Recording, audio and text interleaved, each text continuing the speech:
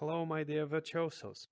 Today I'd like to share a little bit of a knowledge that I've accumulated throughout 2021, and those will be 5 tips ranging from beginner-friendly tips to something a little bit more advanced.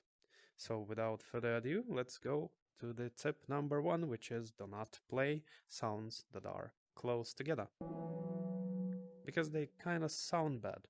If you play 2 sounds at the same time that are just nearby, they will probably sound kind of horrible.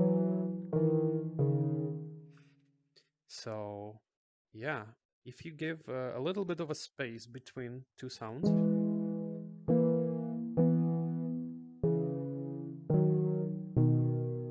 they will suddenly appear a little bit more pleasing to your ear. Also, when you are creating loops, you gotta keep in mind which notes did you play and try to avoid playing sounds that are close together when creating new loops. Also, remember that there are repeating notes throughout the octaves, so this is the same note, just one octave lower, so those 2 notes are the same ones, and they still sound bad even though they have plenty of space between them. Yeah, try to avoid playing those as well. You can space them out over time, then they will sound kind of okay.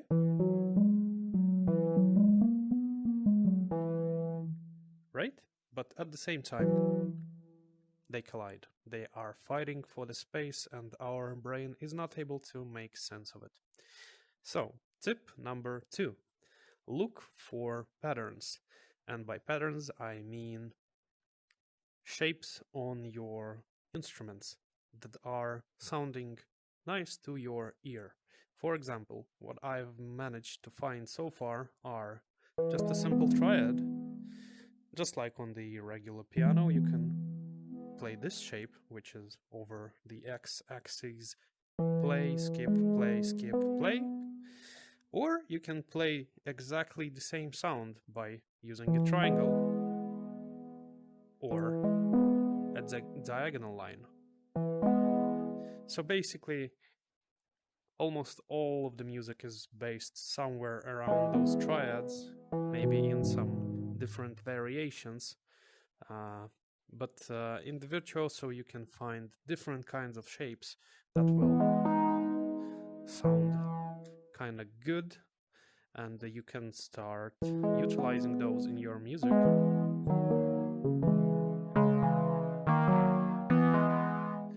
In order to create new and more exciting sounds. So tip number 3 will utilize tip number 2, and it is take your shapes and start moving them around in order to create music. For example, I've been talking about triangles, and recently I found also this pattern goes really well.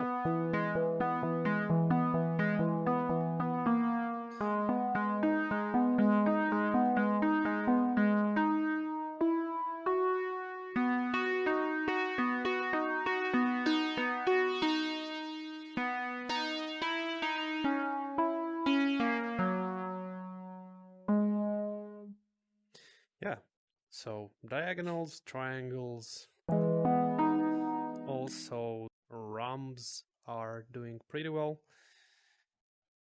So basically anything that has one note in between will work pretty well on the board. Yeah, look for those shapes, try to utilize them in your music, move them around, and that will do wonders for you, I promise. So tip number 4 will be about Arpeggiator.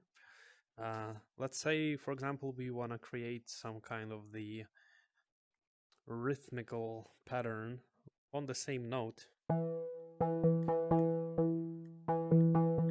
We can use 2 hands playing on the same note and moving them around, but that usually results in quite a messy recording. You have to use staccato, and it doesn't usually go as planned because you lose tempo really easily. So my workaround for that is to use Arpeggiator, set it to a tempo of, for example, 1/4 or 1/8. Then on the tempo sync, I select the tempo that is twice as fast as the tempo on the arpeggiator, and then I find the note that sounds exactly the same in two different places, for example here and here. Those are the same ones. Then with one hand I hold, and with the second one I tap whenever I need.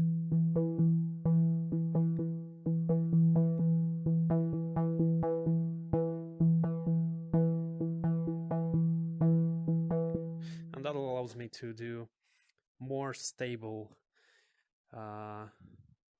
rhythmical patterns. So it also works on 1/8 and 16th on the tempo sync.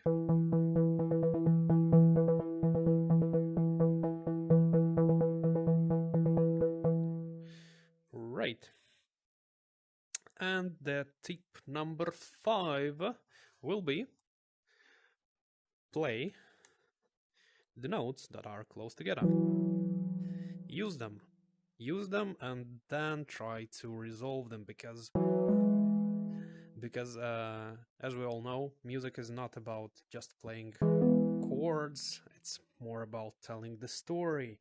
And if you force yourself to use some weird sounds that don't usually sound well, and then try to build a story around them to make them, I don't know, bloom.